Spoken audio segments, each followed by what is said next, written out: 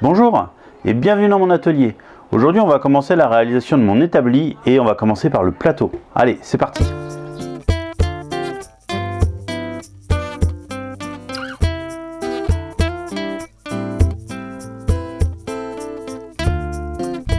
Il y a quelques temps maintenant, j'ai créé une tente de stockage pour stocker tout ce qui n'était pas lié au bricolage et à la menuiserie.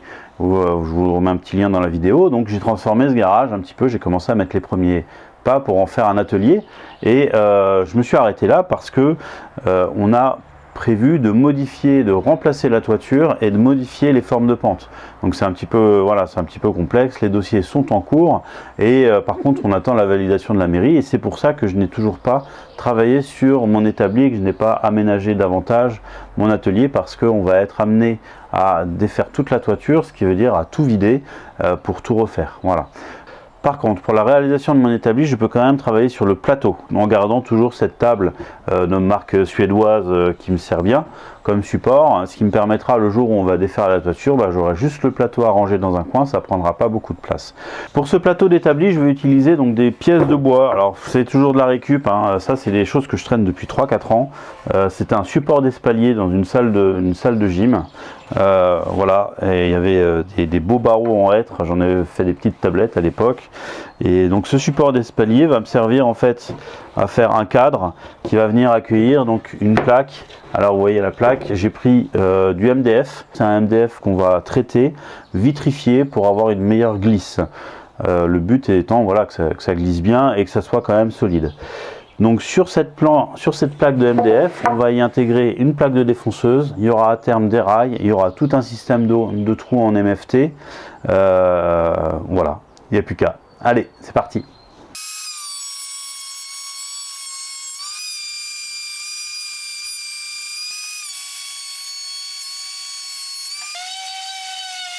Voilà, donc mes pièces de bois sont travaillées, sont éclaircies. Donc ce que je vais faire, c'est que je vais créer une rainure sur l'ensemble sur les deux baguettes face intérieure. On va faire une rainure de 19 mm, donc l'épaisseur du panneau, sur 1 cm de large. Et en fait, on va créer un cadre et le panneau va venir s'imbriquer dans le cadre.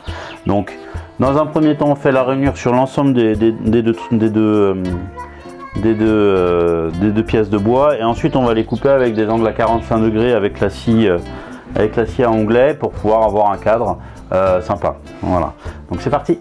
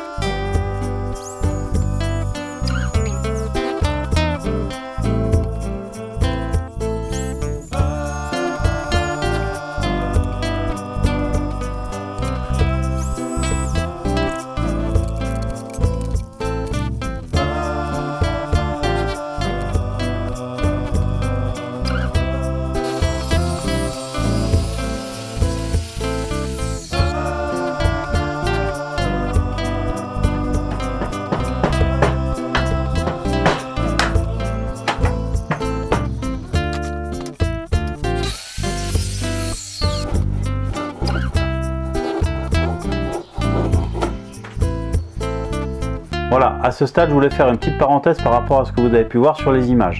Premièrement, comme vous savez, j'utilise une Metabook ASG 116M que j'avais acheté pour la rénovation de ma maison, qui est très bien, qui est solide, qui coupe bien, qui est puissante, qui est efficace. Par contre, en termes de précision, on n'est pas sur du haut de gamme.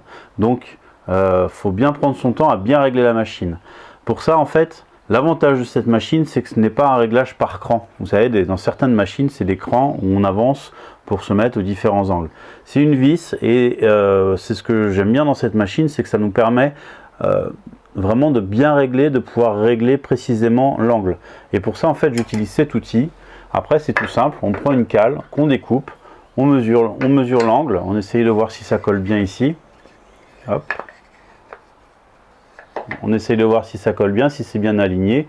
Si ce n'est pas le cas, bah, on remodifie et ainsi de suite en faisant, à chaque fois je fais 5-6 coupes différentes pour arriver, pour me rapprocher à l'angle le plus droit, enfin le plus à 45 degrés possible, excusez-moi. Donc ça c'est une première chose. C'est l'avantage de cette machine, c'est qu'avec cette vis on peut vraiment, en prenant notre temps, avoir une coupe assez relativement précise en tout cas. Deuxième chose, par contre, j'ai eu un problème par rapport à la largeur de ma lame. Qui n'était pas suffisamment large pour pouvoir rentrer en profondeur dans le bois. Donc vous avez pu me voir utiliser un ciseau à bois, un maillet pour décrocher derrière un petit bout de bois, enfin voilà, un petit peu compliqué, mais on y arrive. Donc je l'ai fait en 2 fois. La première fois je découpe avec 3 mm de plus, en gros la largeur de la lame, pour pouvoir enlever derrière la petite cale qui me manque en fait, qui était bloquée par le moteur, enfin qui bloquait la descente au niveau du moteur.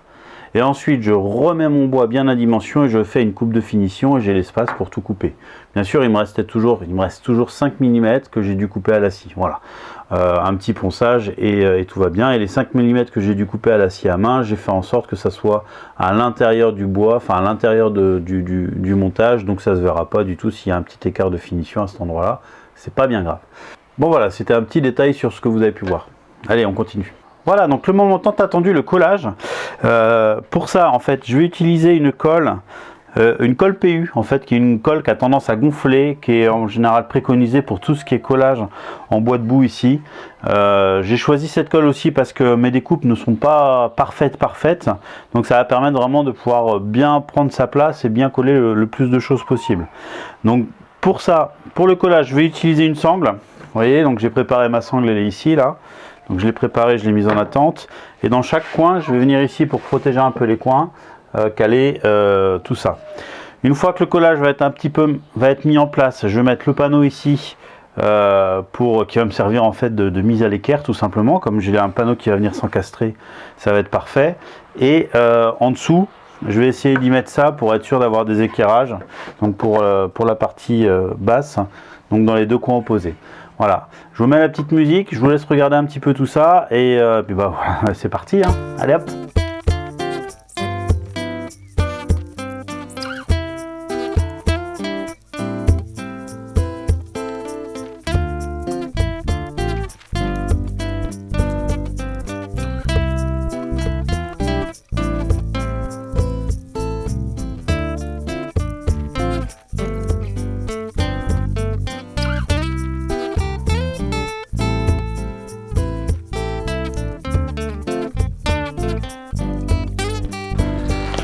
Bon bah ça y est, il n'y a plus qu'à attendre.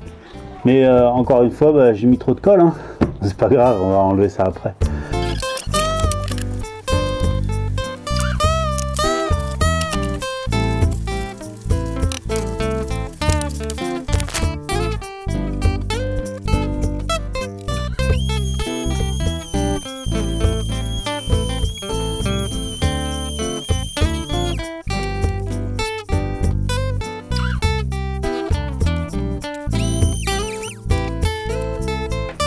Voilà, donc à ce stade, on a collé les 4 angles. Je suis à moitié satisfait. À moitié satisfait, pourquoi? Parce que j'ai 50% des angles qui sont parfaits et les 50 autres donc les 2 autres, qui sont un petit peu moins beaux. Là, ceux-là, là, les 2 angles ici, je ne sais pas si vous les voyez, en fait, ils jointent parfaitement. Je suis très content du résultat. Non, ces 2 angles-là, voilà, vraiment rien à redire. Par contre, bah voilà, les 2 angles opposés, c'est pas très grave structurellement parlant.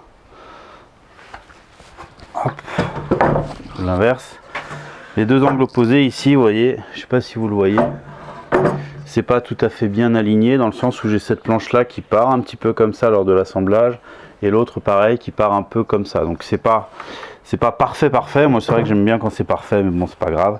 On n'y arrive pas tout le temps. C'est pas parfait, mais c'est pas très grave. Au niveau de la structure, ça va tenir, ça va rien changer parce que c'est collé donc avec de la colle PU qui a bien intégré les fibres. Et surtout maintenant, ce qu'on va faire, on va mettre des petits renforts. On va mettre des petites baguettes comme ça, des petits renforts sur les 4 angles. Donc je vais en mettre deux de chaque côté et comme ça vraiment on est sûr que ça bougera pas. Allez, on n'a plus qu'à faire ça.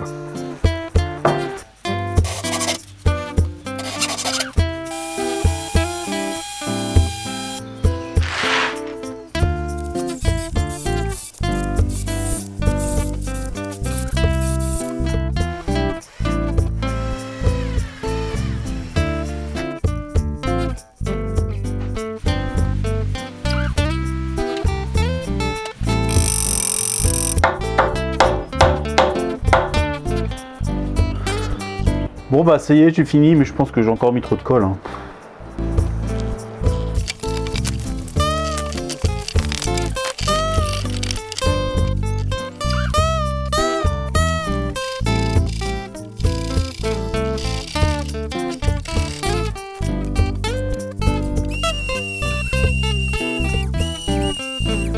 Voilà, un angle bien propre et solide. Maintenant il n'y a plus qu'à faire les 3 autres. Voilà, donc mon cadre est fini, je suis très content, vous voyez, là, et ça me semble quand même assez solide. Voilà, en plus il va y avoir le panneau ici qui va venir solidifier un petit peu l'éclairage et l'ensemble. Par contre, j'ai peur que mon panneau avec le temps fléchisse dans son centre, et donc je vais rajouter 2 montants de renfort ici, donc ici et là, au milieu, pour solidifier un petit peu tout ça et avoir un bon maintien de mon panneau. Donc comme renfort, je vais utiliser, ça c'est 2 petits trésors que je garde pour une occasion spéciale, et je trouve que ça c'est l'occasion qui s'y présente. C'est la bonne occasion pour, en fait c'est des montants de sommier de lit. Donc c'est du mélamé, c'est mince. Donc c'est un lamellé collé qui fait donc à peu près 2,6 cm d'épaisseur sur 5,6. Et donc ce lamellé collé là, donc vous voyez les petits trous, parce que bah, c'est un ancien sommier, hein. Les petits trous je vais les laisser là, comme le support ici il y avait des petits trous, tout ça c'est de la récup, hein. Mais je vais les laisser, l'ensemble est quand même assez solide. Et voilà, on va faire dans un premier temps, on les met à dimension, donc à 70 cm de long, et dans un deuxième temps on va faire donc de chaque côté des encoches pour venir les enclencher dans le bois ici. Donc des encoches qu'on va faire à la défonceuse. Je vais essayer de faire un petit gabarit, fraise à copier et tout le tintouin. Allez, c'est parti. Alors vous voyez, j'ai dessiné l'empreinte donc de ma pièce donc sur mon gabarit, et comme je vais utiliser une bague à copier ainsi qu'une fraise, il va falloir que j'agrandisse mon trait et ma découpe pour pouvoir voilà, pour pouvoir y accueillir la bague et que ce soit une défonce correcte.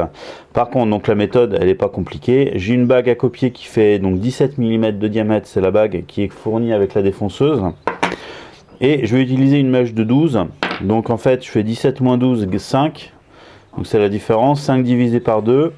Donc je vais agrandir mon trait de 2,5 mm donc de chaque côté. Allez, on est parti.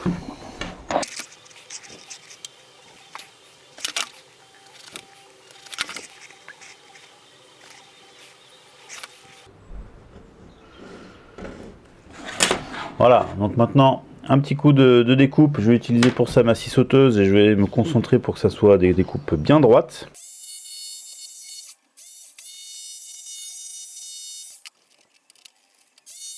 Maintenant que mon gabarit est prêt, on va pouvoir percer, faire les 4 encoches donc dans le cadre. Je vous mets dans un petit coin, alors je sais pas où, je pense ici, là, paf, en petit coin le schéma du plateau, parce que voilà, je vais vous montrer un petit peu ce que je veux faire au final. Donc sur le plateau, vous avez tout un système MFT avec des trous tous les 9,6 cm. Donc en fonction de l'emplacement des panneaux, il faut vraiment que je les mette à des emplacements où il n'y aura pas de trous. Et au milieu de mon panneau, je ne sais pas si je vous le remets là, il y aura 2 rails qui traverseront, qui seront de chaque côté de la défonceuse, du plateau de la défonceuse. Et donc je vais mettre mes supports sous ces rails, histoire d'avoir un bon support aussi pour la défonceuse, ce sera bien cadré.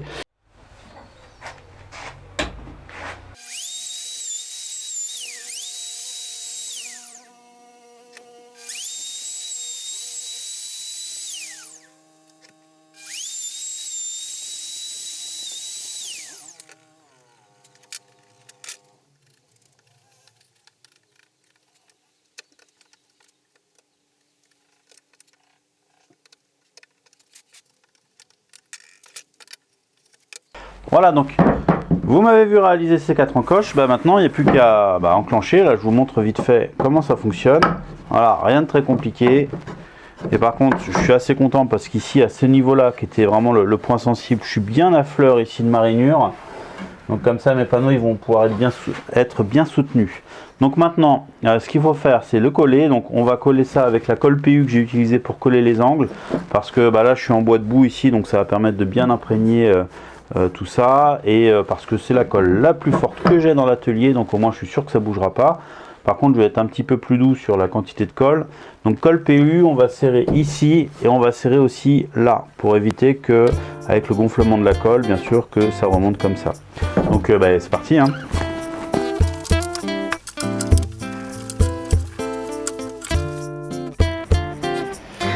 Je me gratte la tête parce que j'ai eu un petit souci pendant le montage final de la vidéo. Donc j'ai fait tout le montage et tout, et au moment de l'export je ne sais pas ce qui s'est passé, j'ai perdu les fichiers. Alors clairement j'ai aucune idée de ce qui s'est passé. J'ai appelé un copain informaticien qui a essayé de m'orienter vers des solutions pour récupérer des fichiers perdus, mais bon, ça n'a pas marché. Au bout de 2 heures de recherche, je fais mon deuil de ça, c'est pas bien grave, c'est pas la fin du monde. Je vais vous expliquer ce que j'ai fait. Donc là où on s'est quitté, donc j'avais fait le collage, je suis parti sur le collage donc des 2 traverses. Donc ensuite le lendemain j'ai nettoyé bien sûr donc les surplus de colle.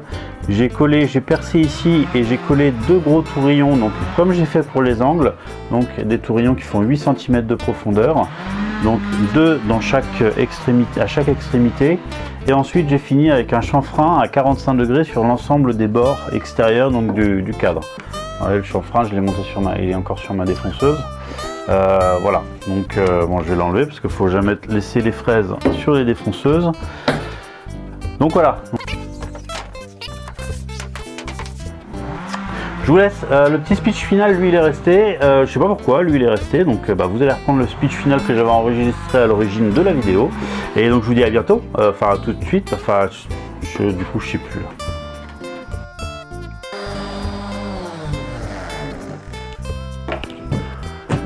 Voilà, une première étape de terminée, un beau cadre bien solide pour accueillir mon panneau, mon plan de travail, le plan de travail de mon établi.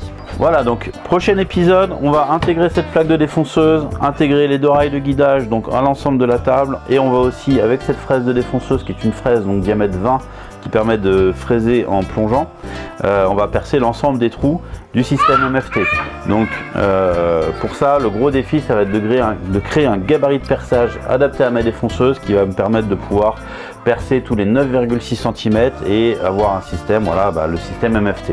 Donc on fera tout ça prochaine vidéo. Si vous voulez rien rater, abonnez-vous et puis on n'oublie pas le petit pouce bleu, le commentaire qui va bien, et je vous dis à bientôt. Ciao.